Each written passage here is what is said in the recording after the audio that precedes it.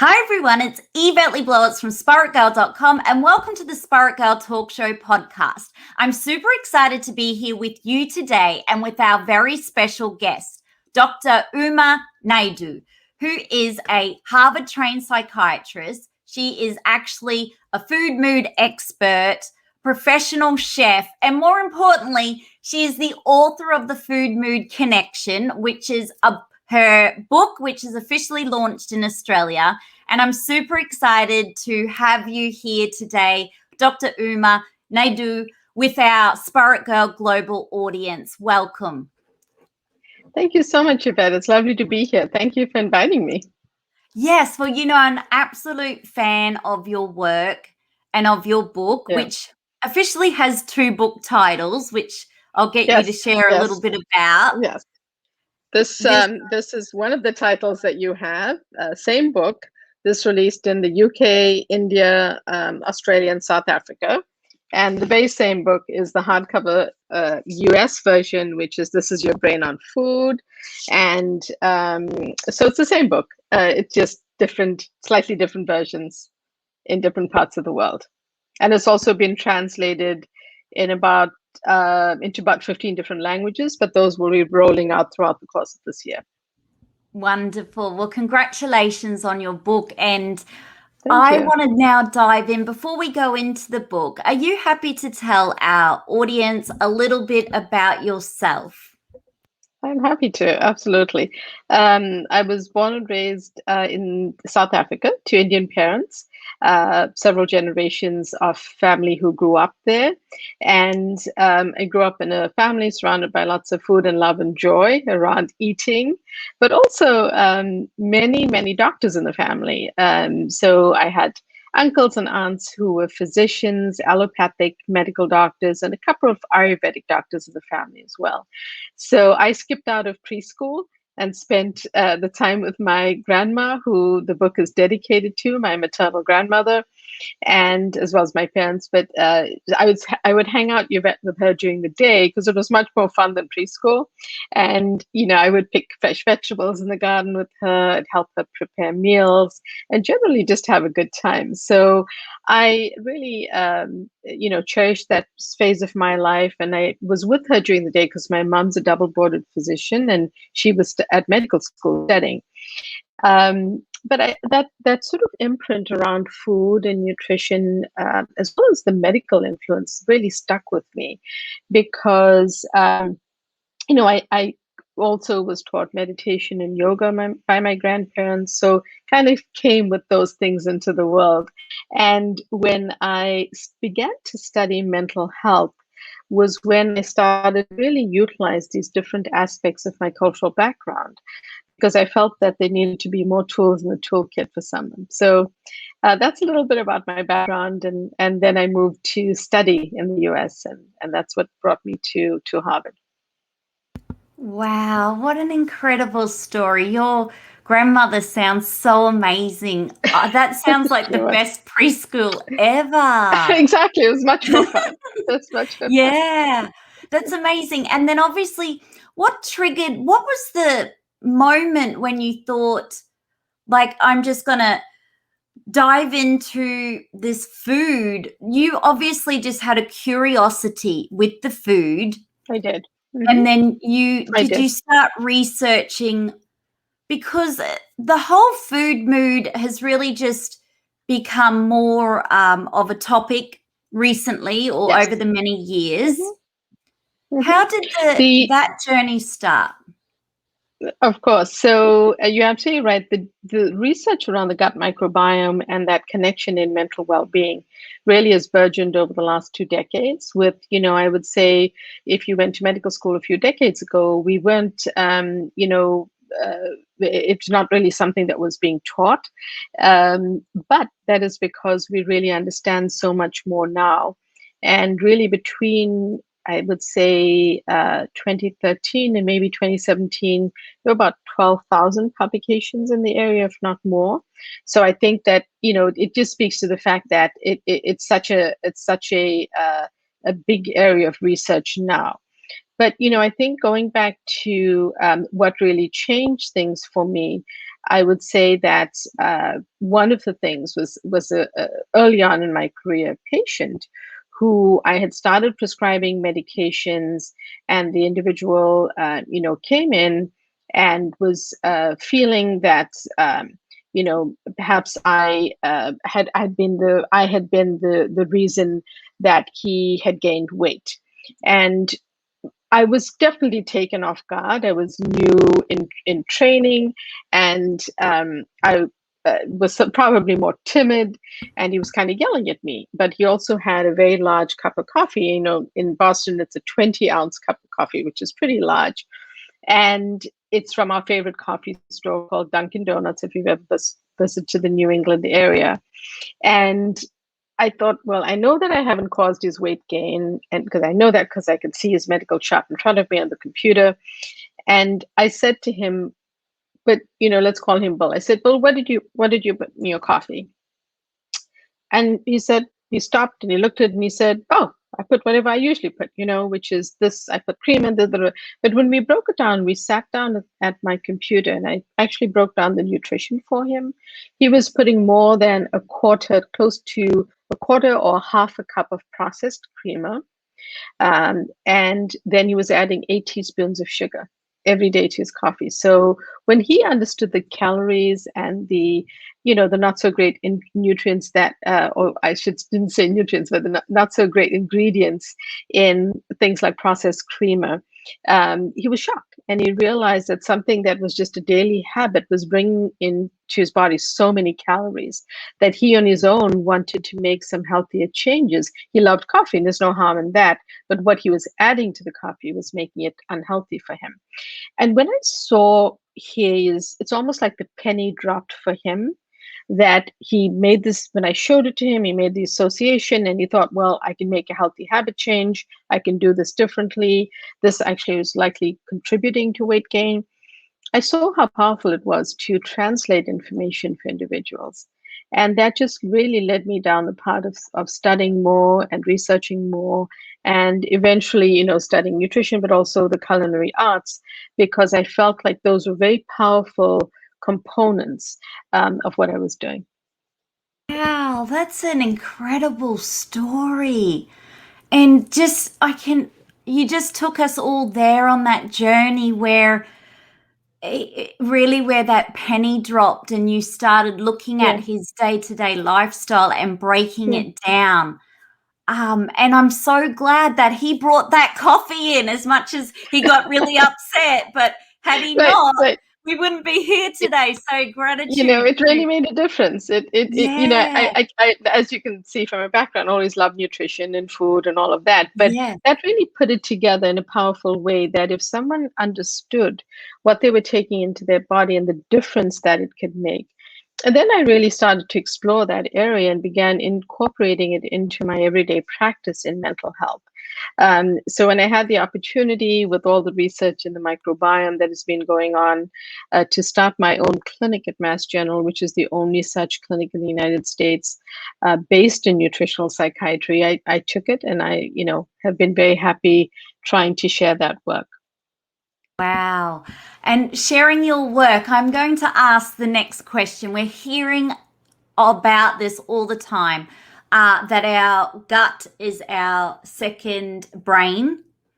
And why is that? Absolutely. So the gut and brain actually, although they're far apart in the body, they arise from the exact same cells in the embryo, which then grow, develop, and then move apart in the body. And then they are connected throughout life by the 10th cranial nerve called the vagus nerve, which allows for really bidirectional flow of chemical messages between these two organs, really allowing them to have a conversation. And one of the conversations they have is around the breakdown products of our food, which then then begins to create these chemical messages. But also, the vagus nerve is called the wandering nerve, and it's part of the enteric nervous system, which surrounds the gut. and it's a very extensive system.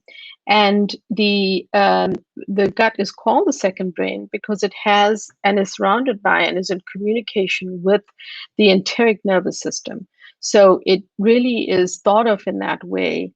And people, therefore, also know that there's communication through the vagus nerve between the gut and the brain. So it really is thought of that some people like to call the gut the second brain because it's kind of in a different part of our body, but kind of conducting its own messaging, let's say, because of those communications. So does that mean we have a series of neurotransmitters, or it's the signaling? Is it through the gut, through the vagus nerve? The signaling is through the vagus nerve, but there are also neurotransmitters involved. And I break all of that down in my book in terms of location and their function and what they do and what happens when they're not taken care of in the way that they should be, etc. So, for example, selective serotonin reuptake inhibitors are called SSRIs, or sometimes called Prozac in the US, or Zoloft. The serotonin receptors, more than 90% of them are found in the gut. So that's also helpful for people to understand that the gut is this very powerful organ now that not only contains, upwards of 39 trillion microbes that live there and that function for us and work with us for our better health. They also help with digestion of food products. They help with, formation of vitamins, hormones, so many other things. But they actually are part of the system that is in our body that helps us function. And it's really part of our role to nurture those gut microbes and the gut microbiome because they're there to help us with our overall health. And when they're not taken care of by us eating poorer choices of foods or the less healthy choices, then they really can't help us in that way.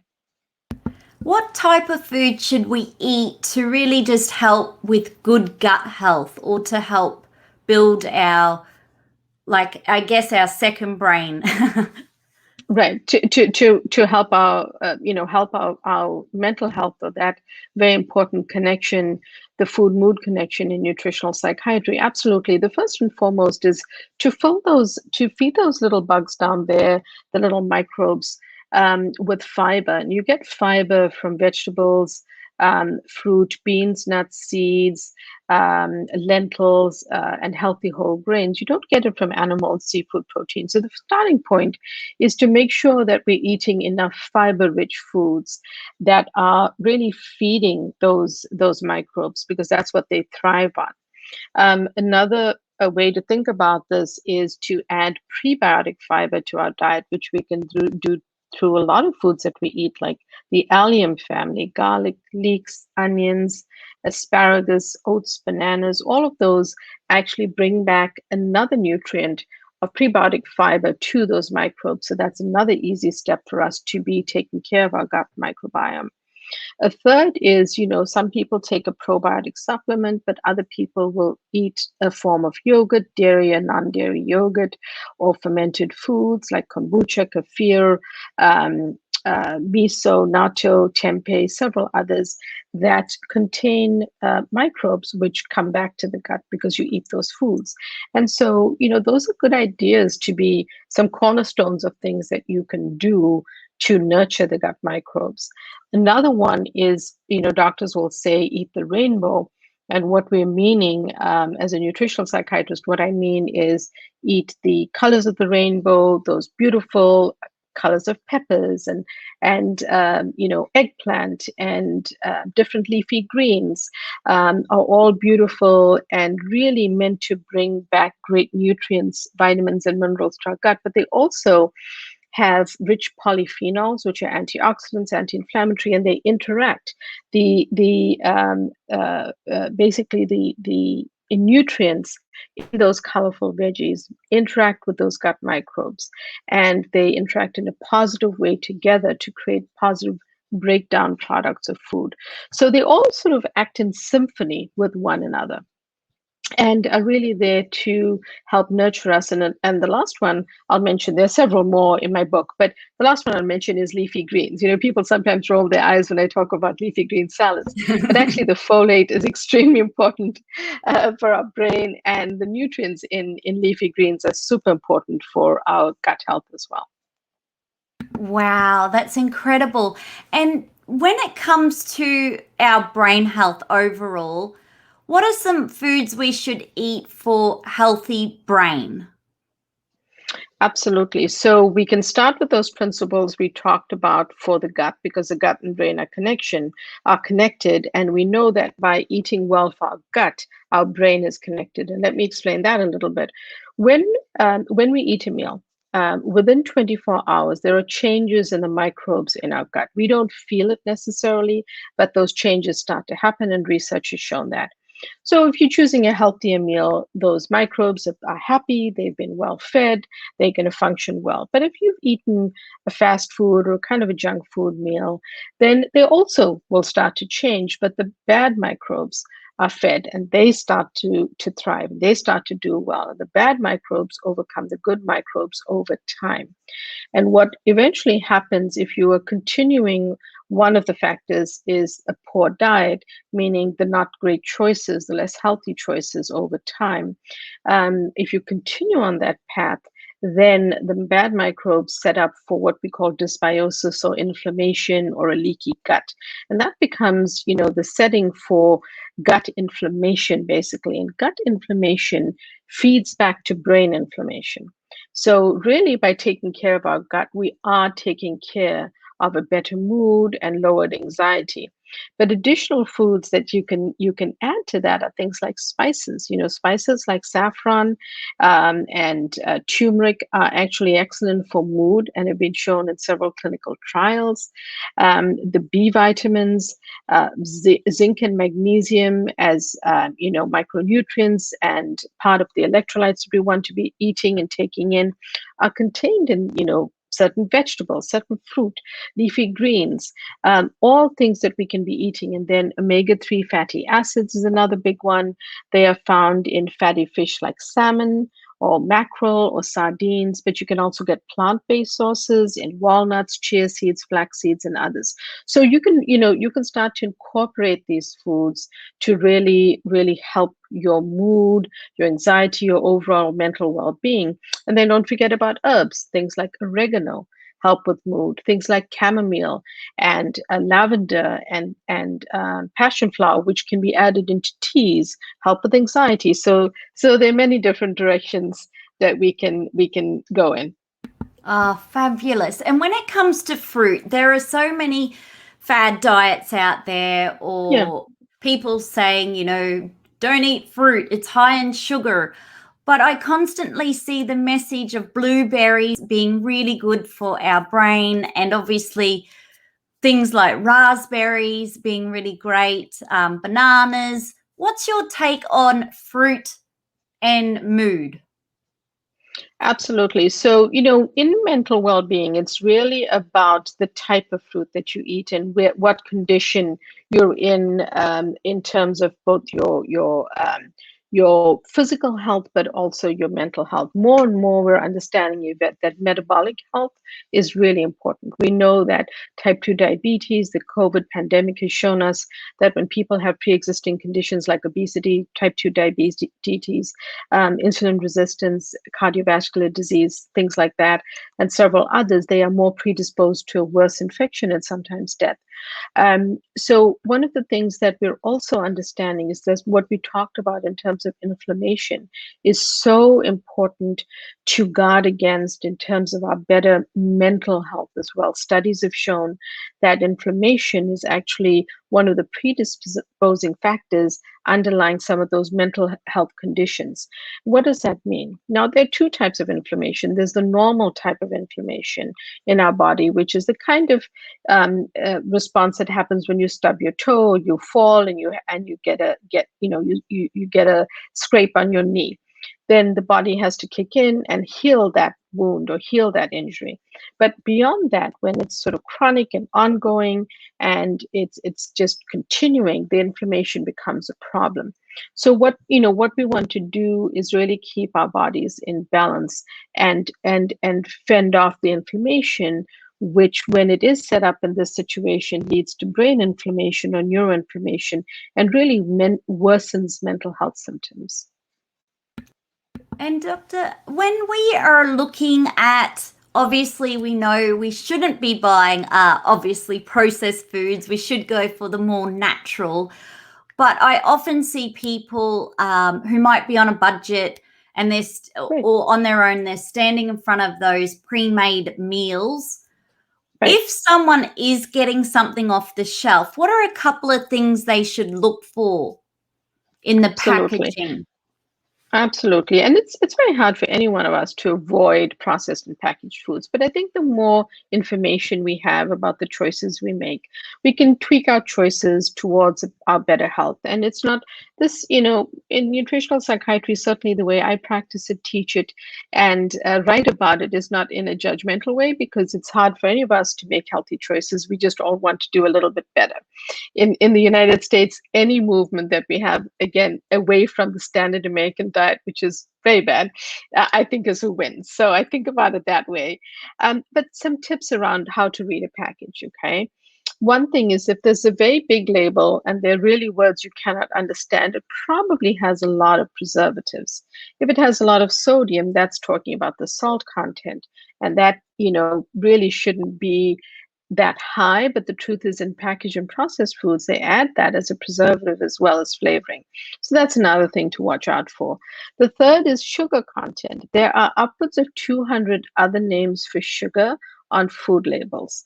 A great example is brown rice syrup. Now, people associate brown rice with a healthier grain, but brown rice syrup is actually just a form of sugar. So just alerting people to what they should look out for, so they're not taking in a ton of added sugars and hidden sugars, a ton of sodium, or just preservatives, colorants, dyes, stabilizers. If the label is small and it kind of says a couple of ingredients on it, that's something that's a better version than something else. So those are some tips to watch out for. But if you're on a budget, there are also some really budget-friendly things that you can eat and buy that are cost effective and good for your brain health. Some examples of that are fresh fruit and veggies are not that expensive, but you can also get them frozen. Just avoid the sauce and the sodium and the syrup that might come with them. But frozen veggies are perfectly fine to use if, say, the organic fresh ones are a little bit more pricey. And maybe you don't have time to prepare those. Another one is in the center aisles. You get bags of legumes, lentils, which are inexpensive, last a long time, can feed a large family over time. And these can be cooked in a great source of plant-based protein. But you can also get things like canned oysters, canned salmon, canned sardines, which are great brain foods, canned mussels. All of these are great brain foods. They're rich in zinc, salmon, rich in omega-3s. So these are foods which you can start to incorporate that are in the center aisles and can actually help you and not be that costly. You don't have to go just for a processed food. I know that's the tendency because it's easier, but there are other choices too that maybe we can just start to consider. I love those tips. That's incredible. The next question is, when it comes to sugar, we're hearing so much about cut sugar out. Why is that? Obviously, how does it affect our brain if we have too much sugar? Obviously, I've seen it affect children when they have too much sugar. But what about us as adults as well? Sure. So, added and refined sugars are the sugar that we are concerned about. You mentioned fruit earlier on. And the difference is that fruit comes with other nutrients, fiber, vitamins, and minerals. And so eating berries in mental health become one of the better options because they are lower glycemic fruit. And so if you're struggling a little bit with your weight, or you've gained some weight, say from a medication that you're taking, say for your mood, then eating berries, strawberries, blueberries are a good option for you because they're low glycemic and you still want to have a few servings of a healthy fruit a day. But the problem becomes when people start to mistake store-bought orange juice for fruit, right? Because store-bought orange juice lacks the fiber, may not have all the nutrients, and frankly has a ton of added sugar to it. So I say eat the orange, skip the store-bought oranges, because the orange gives you all the nutrients and fiber that you need. In a similar way, unfortunately, added and refined sugars actually worsen anxiety and depression. So this has been shown in research. So we have to be a little bit careful if we're having a ton of foods, candy bars, cookies, cakes, donuts, those types of things that just have added or refined sugars in them. And, they break down very quickly in the body. They worsen anxiety. There's so many things that they do, but they also have been shown to drive those symptoms of depression and worsen symptoms of anxiety. So they are not just unhealthy because of the potential for type 2 diabetes and insulin resistance, speaking to our metabolic health. They are also a problem in terms of our mental health now that we've come to understand.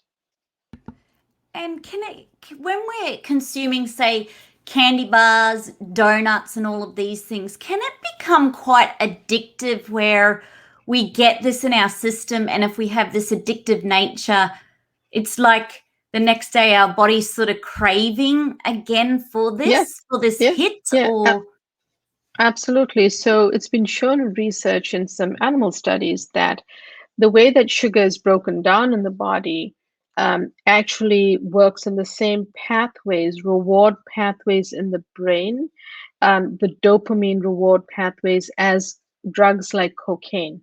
So there's this reward system that gets set up in our brain. And when we have something like a street drug or we have something like sugar, unfortunately, it activates that reward pathway. So guess what? Our body wants more. It wants to go back for more. It keeps craving it. So, a lot of people struggle with that. And it really requires some work to change how we feel around sugar and craving it. So that is the reason, though. Wow. Thank you for sharing that, because that makes sense now. But through all of the other incredible tips you've shared with the food, the healthier option that can help break that cycle, that addiction cycle that many of us have found ourselves in over time when it comes to chocolate or, you're using it as a Ice hit cream, to feel candy. good. Yes. That's right. Yeah, I've been there. But it can everyone be broken. Is, exactly. It's not easy. It's everyone has had that at some point or another. The next question I've got, we go into a pharmacy, we see a gazillion of multivitamins. There's a multivitamins for this. But before we're choosing a multivitamin, is there tests and things we should do before going out and spending all this money when we really don't know what we're deficient in?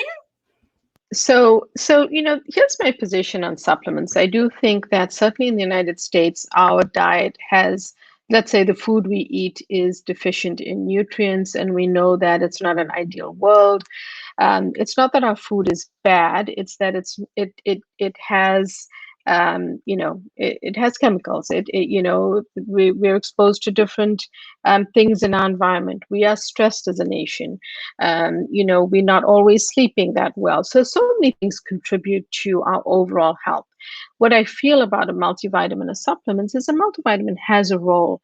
And the reason is, even though for years I've said eat better food, build out your nutrients through food, I still know that as well as people make these great attempts, we might still be deficient. So taking a multivitamin is fine. My guidelines around that, if you are trying to replenish one particular nutrient or micronutrient or mineral or vitamin, check with your doctor. If it's a simple multivitamin and they say take one a day, that's okay. But if it's something else, have your blood level checked. Make sure that you are replenishing it with the correct type of supplement. Check with your doctor. In the United States, I know that supplements are not FDA regulated. That's why I like people to be a little bit careful. And I don't like them to just supplement without knowledge. So, with those types of things, ask your doctor. Multivitamins are fine. And the other supplements that actually help the brain help with things like omega-3 fatty acids. But, and they're also, by the way, vegan sources of that. If you don't eat fish, you can actually get one made with algal oil, which is from algae. So, there are options for people if they wish to supplement with those, but just check with your doctor on them. Wow. And the next question I've got, we hear this all the time in social media: cut out dairy, only eat dairy if dairy's for cows, you're not a baby cow, you only meant to have dairy when you're a baby. So it's so confusing knowing whether we should have dairy or not. Is there something we should just sort of feel in with our mood or maybe our gut when it comes to dairy? Absolutely. So I speak about something in nutritional psychiatry called body intelligence, which is the feeling that people have after they eat something and they ignore. But if you eat something and you don't feel good, or you have brain fog and you need to lay down because it's exhausting, whatever you've eaten makes you tired instead of uplifted or energized or light. I think that that's something to pay attention to. My position on dairy is the following: if it's something that you eat, then just pay attention to good sources of dairy. And dairy can certainly, I know about the dairy farming in the United States. I'm not sure about the farming in Australia, but I would say that our regular dairy products are probably very inflammatory. So I say to people, if you do eat dairy, look for sources of grass-fed dairy, and you can always try goat's milk or sheep's milk yogurt and cheese because they're farmed differently. They also have probiotics in them, so you're still getting a benefit. Go for plain yogurt if you do, because the added sugar from fruited yogurts are not great. So, go with grass milk if you do eat it. If you can't tolerate it, there are some versions of sheep's milk and goat's milk that you could try if, for example, you're lactose intolerant. If it just doesn't make you feel good, then don't, stay away from it and have something else. But I try my best, Yvette, not to demonize ingredients, because a lot of these things people actually eat every day. So I don't want them to feel bad about a food they're eating, but I want them to know a little bit more about where they could get it, or the kind of dairy that's maybe a little bit better for them. But if they're not doing well with it, then that's something they might need to exclude. And in my book, in certain chapters where there's been an association with either forms of dairy, then I give guidance around some options for that. Yeah, well, thank you for that, because I know it's a huge industry. I personally have switched to almond milk, and I intuitively just tuned in, and I'm doing more of that thanks to your words of wisdom and guidance with the intelligence of working out what I eat, how it makes me feel, and then tweaking. So it's a really individual, I guess, discovery of what I eat and how it makes me feel. That's so great. I love that I love message. hearing that. Yes, well, thanks to you. I'm excited to hear that. Well, thanks to your book. That's what we should. That's what we should be doing, because then we're making that association in our minds, and we're realizing there's something I should tweak in what I'm doing. And nut milks are great. Some people love them, and they're great sources of additional protein. Hemp milk is actually so easy to make. You can make it yourself at home. It doesn't require process, and it also is a great source of short chain omega-3. So there are lots of other options if someone doesn't like dairy. When it comes to gluten, we have this whole gluten-free section, which I understand some people have allergies or medical conditions where they really have to go down that path. But gluten on the brain, should we always be going for gluten-free if we are getting something off the shelf? No. So my position on gluten is not that dissimilar from dairy. Let's break it down in terms of mental well-being. Certain conditions are worsened, have been shown in correlative studies to have worsening symptoms of things like anxiety with gluten. So if an individual comes into me and has severe anxiety, and we've tried and tweaked other aspects of their diet, and maybe one of the things we haven't looked at is having them cut back on gluten. We might try that and look for a change in symptoms over a few weeks and see. But I don't generally ask someone to eliminate any food that they're eating, because I understand that it's a challenge to get good food on our plate, to pay attention to our nutrition, and I feel that everyone has to start somewhere. So with gluten, it again goes back to the source. If it's a processed, packaged loaf of bread, the chances are that it has a ton of added sugar, refined sugars, stabilizers, colorants, dyes, and other things to make it last long, right? So if it's very different from if you have a bakery close by and you have, say, sourdough bread, which is actually a pretty healthy bread. It actually helps the gut bacteria. It has some positive benefits. And if you like that and enjoy it, why not eat it? I think it's, again, much more where you get the gluten from and what type of product you're buying. I don't believe it's something has to be gluten-free. That is, the gluten-free industry is $1 billion industry in the United States, because people associate gluten-free with being healthy or gluten-free with losing weight.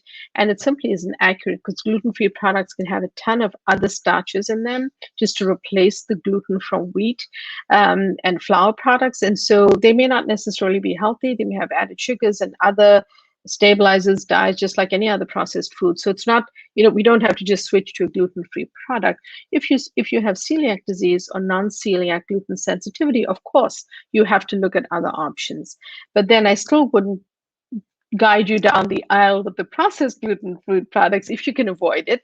Maybe try baking some things at home that are gluten-free, or cooking up some things with alternate flours, or using things like buckwheat or farro, or things that don't necessarily have pure wheat or gluten in them.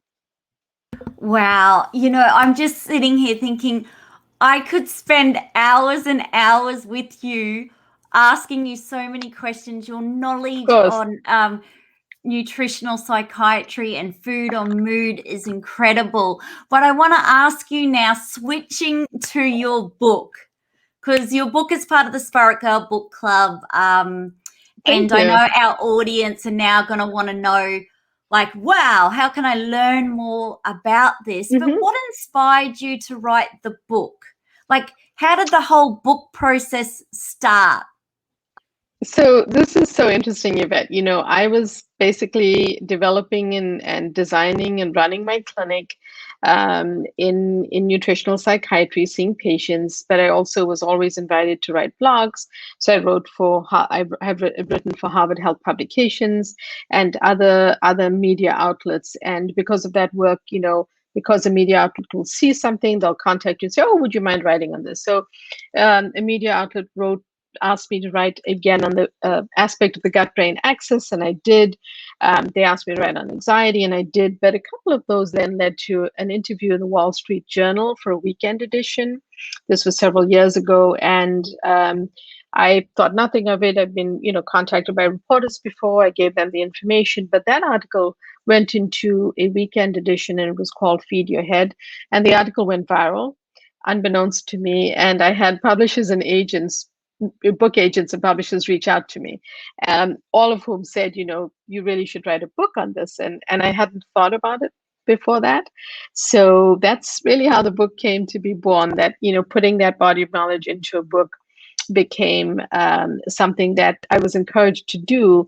And really, no one in the world had put together a compendium of this information, looked at the body of research studies, correlated the information, and then separated it out into the different psychiatric diagnoses, but then shared the clinical work that I do. Because I think that, it's we all do research. It's great to do research, but you've got to put that together with the clinical side, right? Because knowing statistics and knowing a dietary survey or something that you can read about in a journal article is not the same as physically sitting in front of someone and working on a dietary nutritional psychiatry plan with them, and then seeing how they progress through that. And I've had the real privilege as a practicing nutritional psychiatrist doing the clinical work, see people improve. And I think that that was really what I wanted to bring forward in the book, ways to bring hope to people. As you know, there are ways that we can have an additional tool in our toolkit to feel better. Wow, that's such an incredible story, and congratulations on your book and Thank for you. really going to all of the effort to put it together, because now you're helping so many people globally with feeling good from within, but with their mental health, with their mood, and with their lifestyle. And your book also is becoming viral because you are the one we go to when it comes to Thank food you. and mood and food and brain health. And also, Thank you. psychiatry has been very much known, or we think of psychiatry as the medication. Right. Like, here's the Right. drugs, That's it. here's some Right. medication, Here's and the off you go. prescription. Right.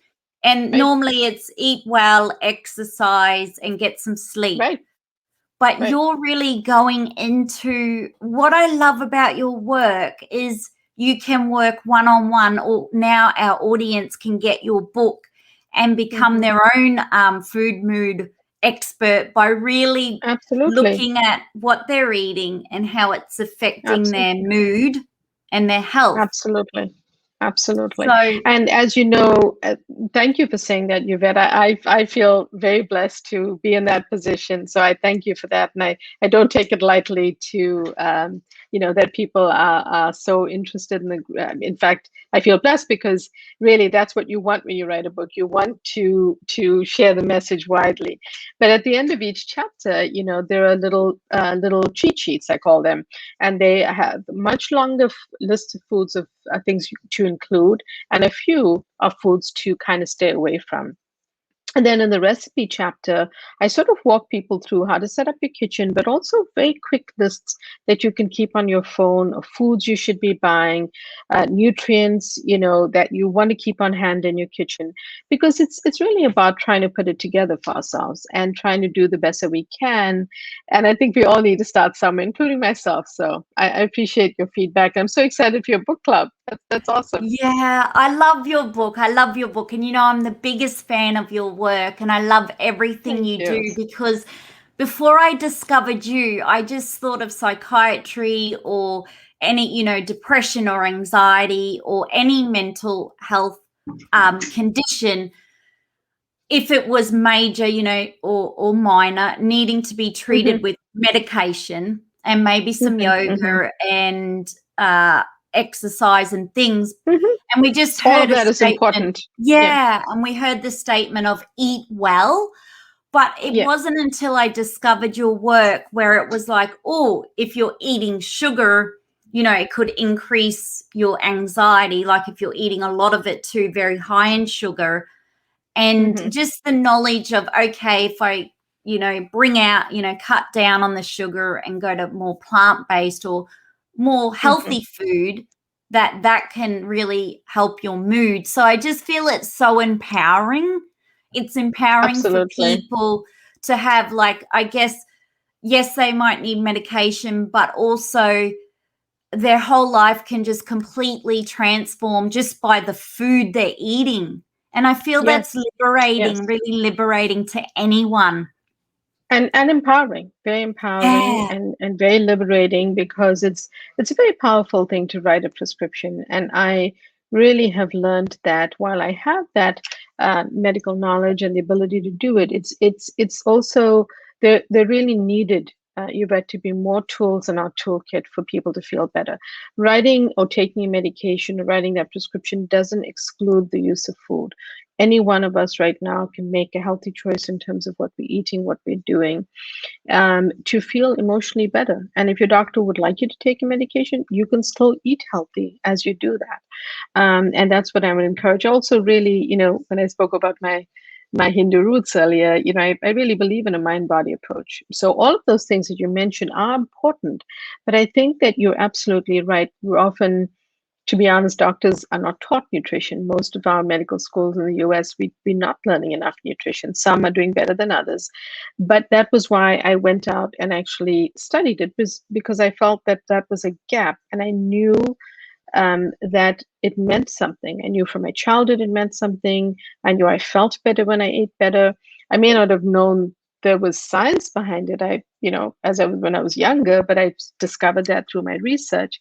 And I think it is very empowering when you know that the power of how you feel is at the end of your fork. And why not make a better choice? Because it'll lead to feeling better overall. Yeah, why not? I love how you said the power is at the end of your fork.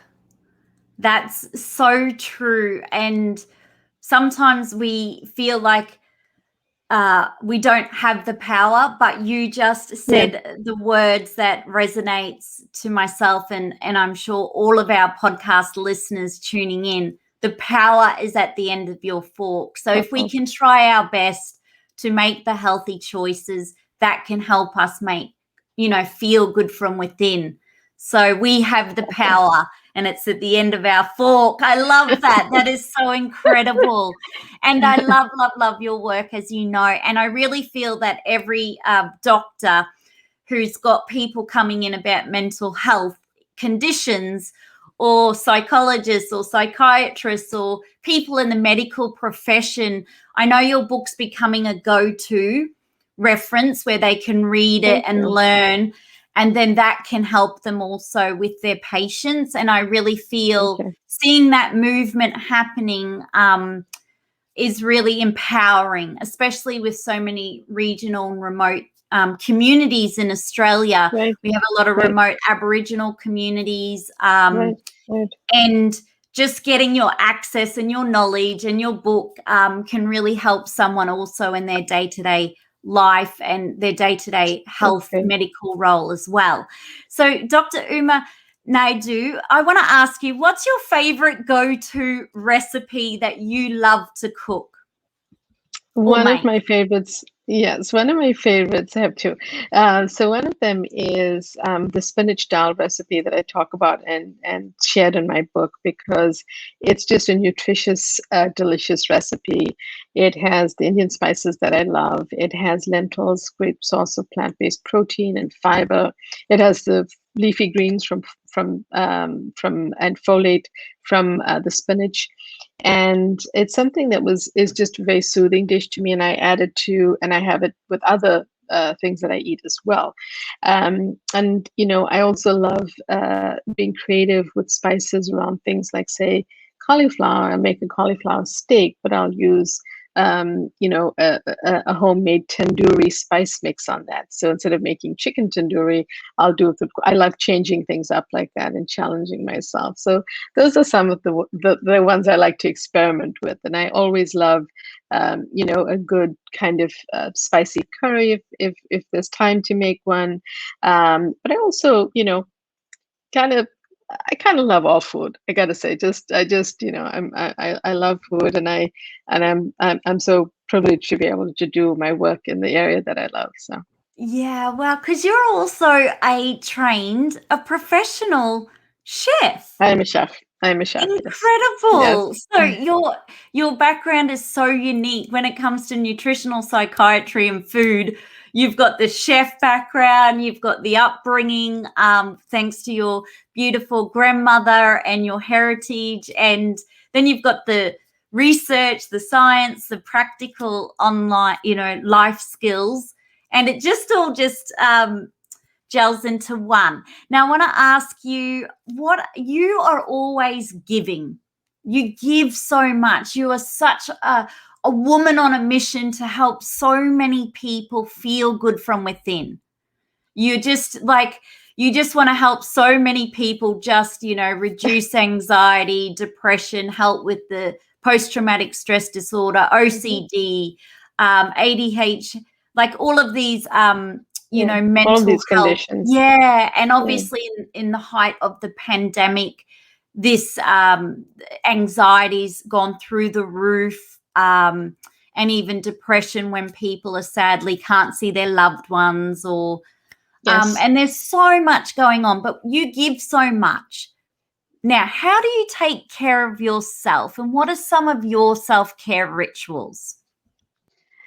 So, I really, it's how the most important thing that I learned was self-care.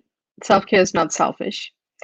And I learned early on in my life to really set up my day by how I woke up and what I did when I opened my eyes. And so I learned to have my phone, not right next to me, and have it, the sound turned off so I wasn't distracted, because you know what it's like, Yvette, people are texting you from different parts of the world and you're kind of getting your sleep disrupted. And the first thing I do when I open my eyes is I try to, when I can, I love to watch the sunrise. On days when I feel, some days I will get up and do a sun salutation yoga. Other days I'll switch that out with reading a gratitude card or an affirmation card. Just I pick out of a little stack that I have, and I just sort of look at whatever it tells me and I accept whatever it is. And I always feel I learned something. But I spend a few minutes doing this. It doesn't take me long. When there's time, I meditate in the morning. I try to get in at least 10 to 20 minutes. And if I can't, I'll do 5 minutes. If it's a busy day, I'll at least do 5 minutes. So I do those few things just to really center myself in my day and kind of ground myself a little bit. Because once the day hits, once the phone is turned on, once the emails are opened, the day just rolls in. And it's been so busy that I've really had to hold on to that for myself. And I always have a good cup of coffee in the morning. I look forward to that. And I usually do that. And then I start checking the emails and the messages and stuff like that. But a few minutes before that, I spend on my own. Oh, that is such a beautiful wake up self-care ritual that you have. That is so amazing. And Dr. Uma Naidoo, thank you so much for being part of the Spirit Girl podcast show today, and the book club, Spirit Girl Book Club globally, and sharing your book and sharing your words of wisdom, your story, and so many practical tips that we can really use in our day-to-day life. You've empowered us so much today with your knowledge, your expertise, your research, the science behind it.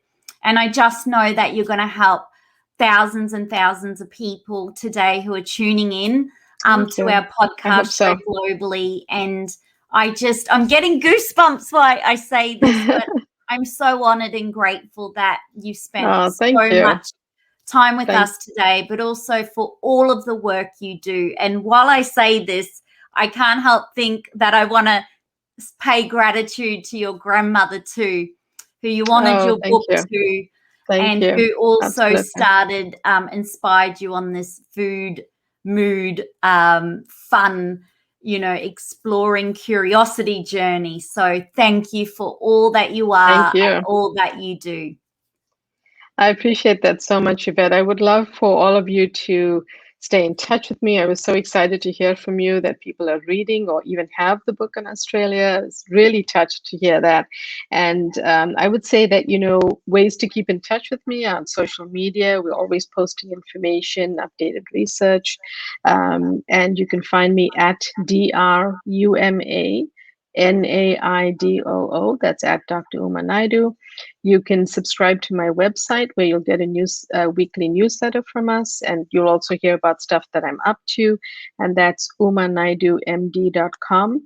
And please follow us on Instagram and other social media sites so you can keep in touch. We always love hearing from people all over the world. Wow, lovely. Thank you so much. So Dr. Uma Naidoo will say officially goodbye, and so much gratitude to you. And to our Spirit Girl, thank you again, Dr. Uma Naidoo. Thank you for being part of the Spirit Girl show. We'll officially say goodbye. Thank you to everyone who's tuning in globally. I really hope that this podcast show has served you well, that you've learned something brand new today, that there is something that Dr. Uma Naidoo has said that has really resonated with you, and you're going to give it a try, but I totally recommend grabbing a copy of her book. I will leave the links. So we've got the Food Mood Connection, but I'll make sure I leave the link to Booktopia as well as Dr.Uma Naidoo's details.